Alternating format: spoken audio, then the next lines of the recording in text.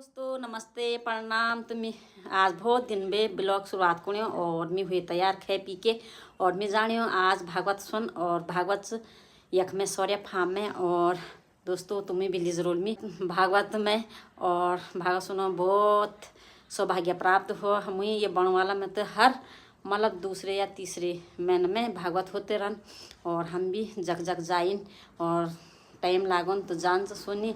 और तुम लोगों भी जरूर भगवान सबके विचार एक दूसरे के प्रति अच्छे रखा तो जान से अब पार बयानी दीदी और दीदी रे मी जाने तब अभी भागवत भी 1 बजे भी शुरू चिबल आज और यह बजे हम 1:30 और तब चलो चलन से अभी तब वखी मिलो तुम लोग तो हैं।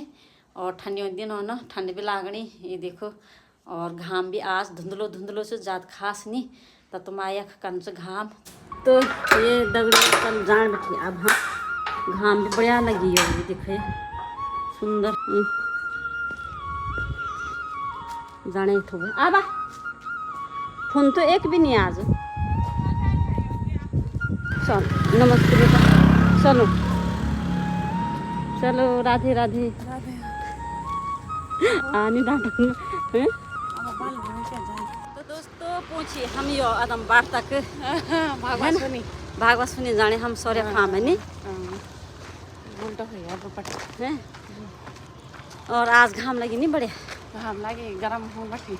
हाँ तुम की क्या बोल सान चलो बोल हम क्या बोल सकता दोस्तों भागवत सुनी चलावा है श्रीमद् भागवत कथा श्रीमद् भागवत कथा सुनी चलावा आज दूसरा दिन भागवत होगा ये शुरू हुई आज दूसरा दिन अरे ओख में मंडी लगी यो यख में मंडी लगी हमारा मंडी में है यो नजदीक बनवाला में है बनवाला मंडी तक पहुंची ये मंडी मंडी ओ अभी लागनी तो दोस्तों अभी दुकान लागनी आज शाम दफे इतनी भीड़ है ना यो बहुते ज्यादा है क्या बढ़िया गाजर आए यो सारे मंडी में जा रहे ठेलियाँ और शाम को यहाँ बड़ी भीड़ रहती है मतलब जनता इतनी ज़्यादा रहती है कि दिखते ही नहीं आदमी। और हम पहुँचे चल ओहो हमारा मंडी रौनक हम वही तो आप कहीं जाने की जरूरत नहीं ना तो दोस्तों पहुँची हम सौर्य फार्म में और भागवत आवाज़ भी होनी हो तो ना आप जान बितर भोट पा हो लगन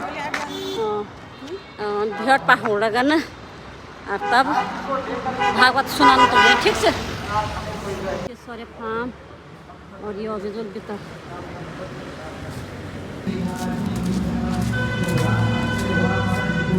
ये है सौर्य फार्म यो भागवत भी होते रहन शादी ब्याह भी होते रहन और हर दूसरा तीसर महीने में कोई ना कोई अच्छा कार्यक्रम होना है ना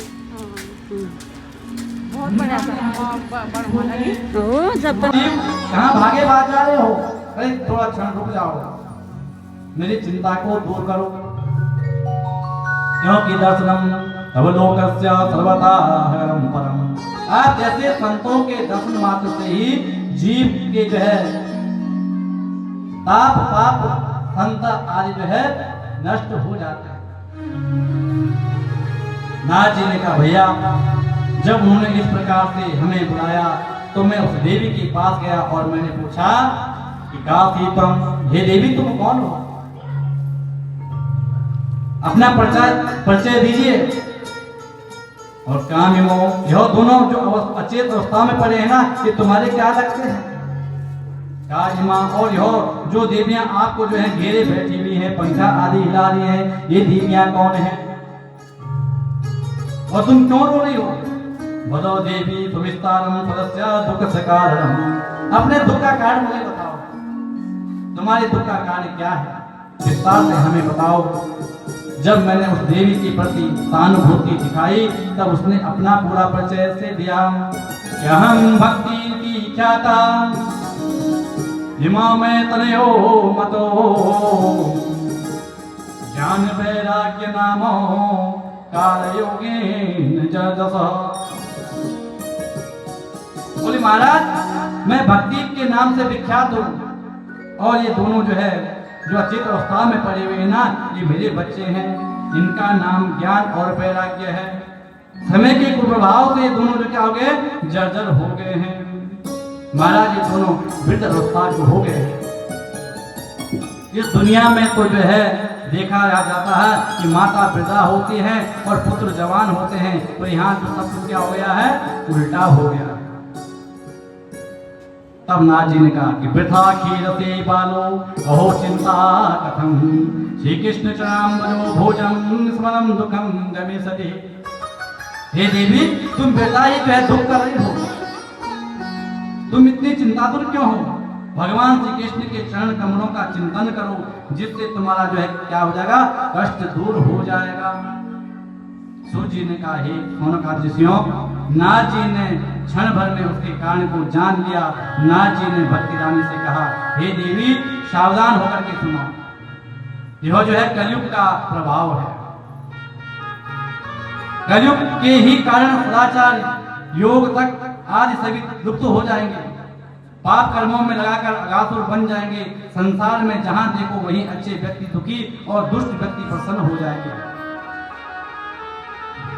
इस समय जिस पुरुष व्यक्ति का धैर्य बना रहे वही बड़ा ज्ञानी है, वही बड़ा पंडित है, वही वृंदावन धाम धन्य है, जो विचलित न हो दुखों से इस कलयुग में,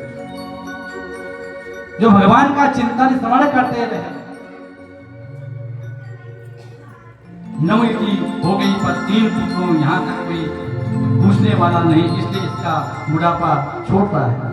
भक्ति रानी बोली, हे नारद जी, यदि कलयुग में इतने अवगुण हैं तो परीक्षित महाराज जी ने कलयुग को मारा क्यों नहीं? उसको मार देना चाहिए था परीक्षित राजा को। और यदि परीक्षित ने छोड़ भी दिया तो भगवान इसकी उदंता को सहन क्यों कर रहे हैं? उसको दंड देना चाहिए ना।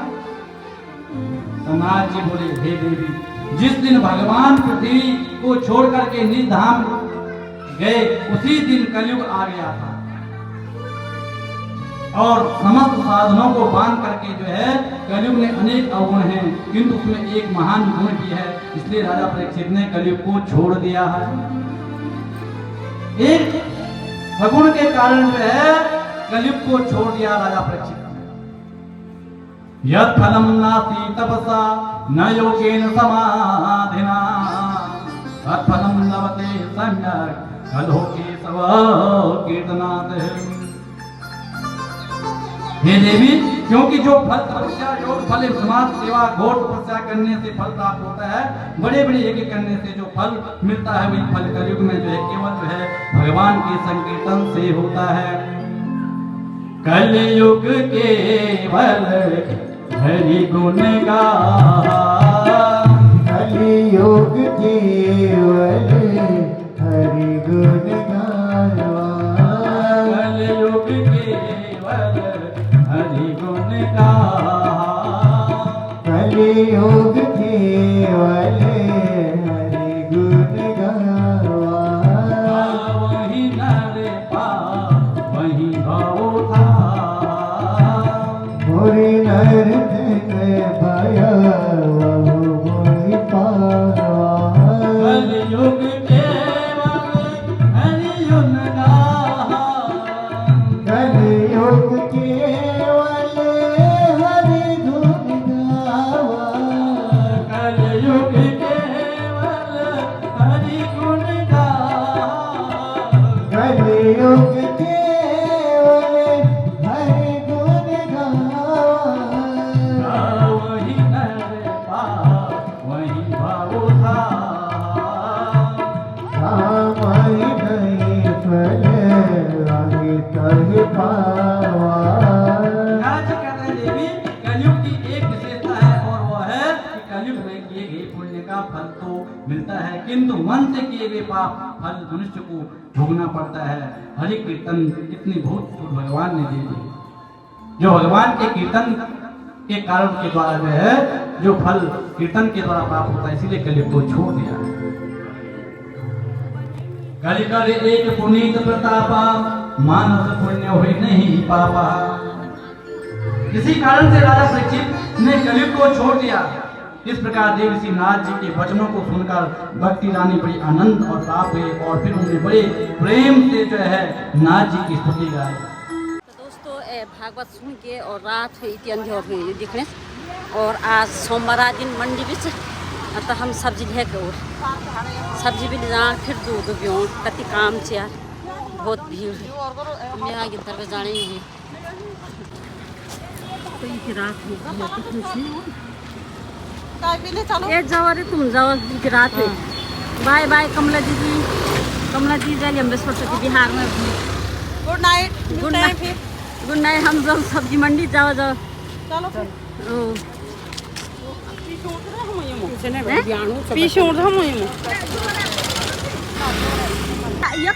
मतलब हमारे रिश्तेदार सर द्योर होने वाली हैं पति हैं अच्छा ये पति द्योर होने वाला ये देखे मैं नहीं पछाड़ा हूँ एक ब्याह सरा मम कोठी ना आया खाती हुए थे देखे अम्मी ला पूरा सौर नहीं दे दे रिश्तेदार